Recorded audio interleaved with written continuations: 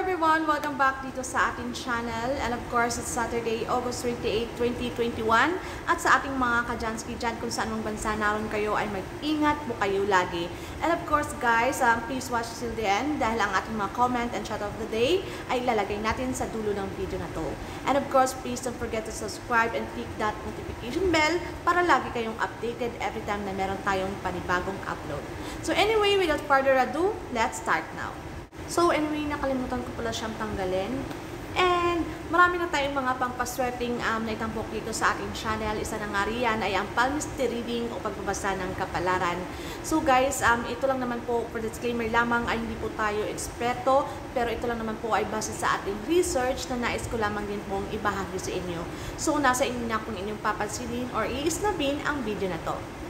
So anyway guys, kung nakasubaybay na kayo sa ating mga nakaraang video na ating na-upload, kung napanood nyo yung ating The Bracelet Lines, kung saan dito ang ating mga linya sa ating mga pulso, na kung saan kung meron kayong tatlong kompletong linya na ito ay malinaw, na ito ay walang putol at ito ay kitang-kita. Actually, ang mga ilan naman sa atin ay merong mga linya, pero ilan lang yung talagang merong mga kompletong linya na walang mga putol. So, sinasabi na ayon sa pagbabasa ng kapalaran ng Chinese Reading Analyst, na kapag meron kayong taglay nito, ay sinasabing ito ay pinakamahusay o ito ay special na marka or auspicious sign. Dahil ang mga taong ito ay sinasabing sila ay magkakaroon ng komportabling buhay, magandang pamumuhay, o sila ay yayaman. And paano na lang kaya kung lagi natin naririnig na lang yung mga tatlong guhit, paano na lang kung ikaw ang taong merong taglay na 4th lines, na bracelet lines, o may 4 kayo na guhit sa inyong mga pulso? Of course guys, ito rin ay sinasabi na kapag ito rin ay walang putol, malinaw, malalim, ito ay kitang-kita o klaro-klaro, ito rin ay isang napakahusay o napakaswerte.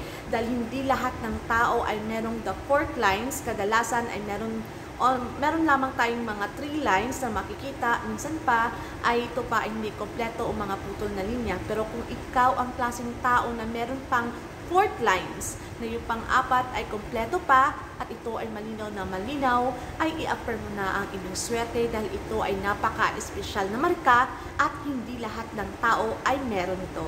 So, sinasabi guys, ang mga taong merong ganitong taglay, hindi lamang sila yayaman, ay sila rin ay masisiyahan sa kanilang buhay hanggang sa pagtanda, at ang mga tao rin ito ay magkakaroon ng isang magandang kalusugan.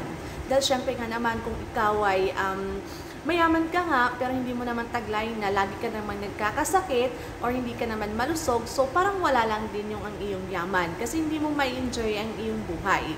So, kapag meron kang ngang sinasabi na ganitong taglay na kompletong mga linya, and of course, hindi ka lang yayaman, syempre, sino ba naman ang ayon ng good health, diba? So, ito ay hanggang sa iyong pagtanda, makakapiling mo pa na yung pangmatagalan ang iyong mga mahal sa buhay.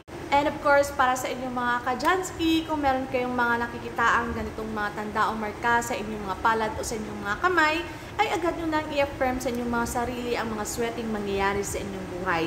Huwag kayong maging negatibo para higit lalo itong maging epektibo.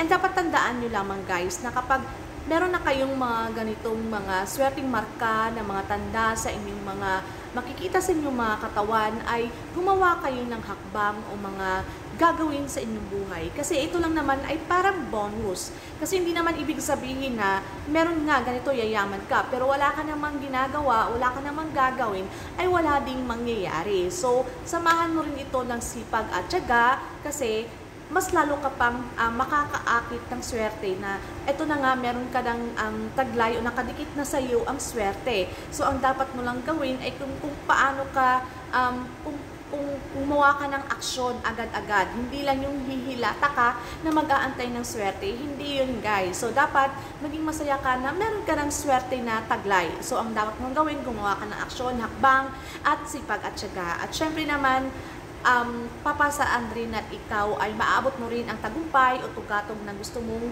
marating. So that's it for today mga Kajansky, at maraming salamat sa palagian yung pagsuporta dito sa aking channel, and kayo po ang aking inspirasyon sa inyong mga comment na lagi kong nababasa everyday, kaya na-inspired pa akong gumawa ng content everyday. So thank you so much sa inyong mga Kajansky. Sana po ay hindi po kayo magsasawa, okay? So guys, bye for now and see you on my next one. Bye guys!